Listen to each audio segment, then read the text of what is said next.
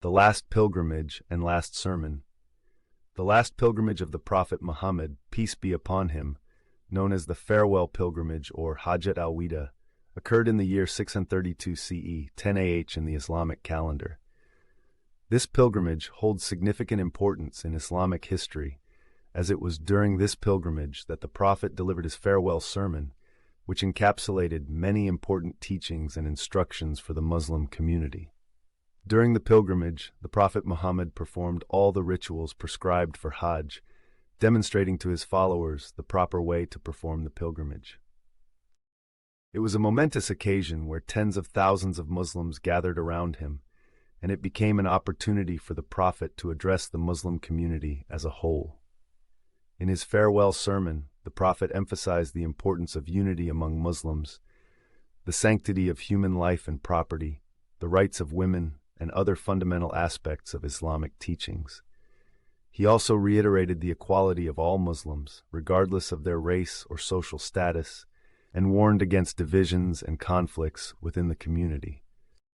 After the completion of the pilgrimage, the Prophet Muhammad returned to Medina, where he fell ill and passed away a few months later, marking the end of his earthly life. The farewell pilgrimage remains a pivotal event in Islamic history, serving as a source of guidance and inspiration for Muslims worldwide. Here's the context. 1. Final days of the Prophet's life. The farewell sermon was delivered towards the end of the Prophet Muhammad's life, just a few months before his passing. He had returned to Mecca after completing the conquest of the Arabian Peninsula and was preparing for what would be his final pilgrimage. Farewell pilgrimage. The Prophet Muhammad, accompanied by tens of thousands of his companions, set out on the pilgrimage to Mecca. This pilgrimage was significant not only because it would be his last, but also because it would serve as a model for future pilgrimages, demonstrating the rites and rituals that Muslims should perform during Hajj. 3. Assembly at Mount Arafat. During the pilgrimage, the Prophet Muhammad delivered his farewell sermon at Mount Arafat, a crucial ritual site where pilgrims gather on the 9th day of the Islamic month of al-Hijjah. This sermon was delivered on the day of Arafat, which is considered the most important day of Hajj. 4. Guidance and instructions.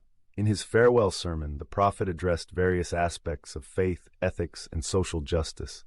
He emphasized the importance of monotheism, equality among believers, the sanctity of life and property, and the rights of women. He also warned against oppression, exploitation, and the dangers of deviating from the path of righteousness.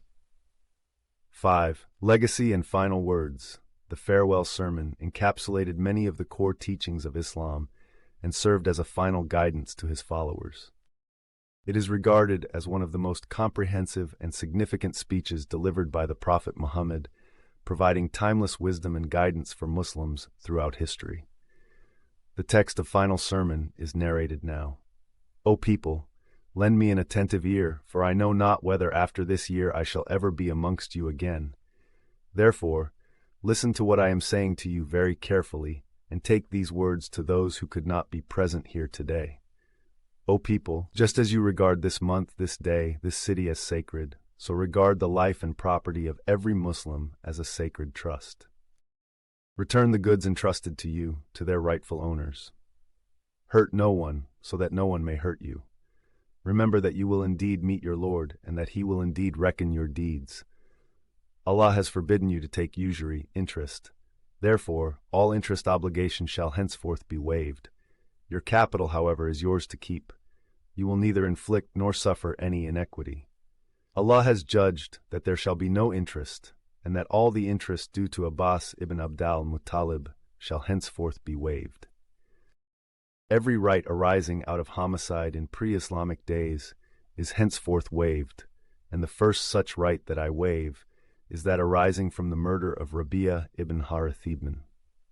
O people, the unbelievers indulge in tampering with the calendar in order to make permissible that which Allah forbade, and to forbid that which Allah has made permissible. With Allah the months are 12 in number. 4 of them are holy. 3 of these are successive, and 1 occurs singly between the months of Jumada and Shaban. Beware of Satan for the safety of your religion. He has lost all hope that he will ever be able to lead you astray in big things. so beware of following him in small things.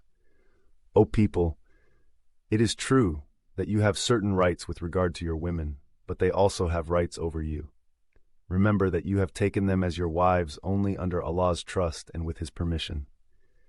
If they abide by your right, then to them belongs the right to be fed and clothed in kindness. Do treat your women well and be kind to them, for they are your partners and committed helpers. And it is your right that they do not make friends with anyone of whom you do not approve, as well as never to be unchaste. O people, listen to me in earnest, worship Allah, perform your 5 daily prayers, fast during the month of Ramadan, and give your wealth in zakat. Perform Hajj if you can afford to. All mankind is from Adam and Eve. An Arab has no superiority over a non-Arab, nor does a non-Arab have any superiority over an Arab.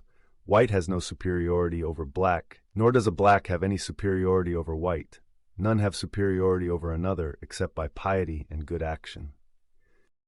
Learn that every Muslim is a brother to every Muslim, and that the Muslims constitute one brotherhood. Nothing shall be legitimate to a Muslim that belongs to a fellow Muslim unless it was given freely and willingly. Do not, therefore, do injustice to yourselves. Remember, one day you will appear before Allah and answer for your deeds. So beware, do not stray from the path of righteousness after I am gone. O people, no prophet or apostle will come after me, and no new faith will be born. Reason well, therefore, O people, and understand words which I convey to you. I leave behind me 2 things, the Quran and my Sunnah, the way of life. And if you follow these, you will never go astray. All those who listen to me shall pass on my words to others, and those to others again, and may the last ones understand my words better than those who listen to me directly. Be my witness, O Allah, that I have conveyed your message to your people. The context of the farewell sermon lies within the final days of the Prophet Muhammad's life and his farewell pilgrimage, known as Hajjat al-Wida, the farewell pilgrimage, which took place in the year 632 CE, 10 AH, after Hijrah. This pilgrimage was of great significance as it was the only pilgrimage that the Prophet Muhammad performed after the revelation of the verse in the Quran commanding Muslims to perform the Hajj pilgrimage.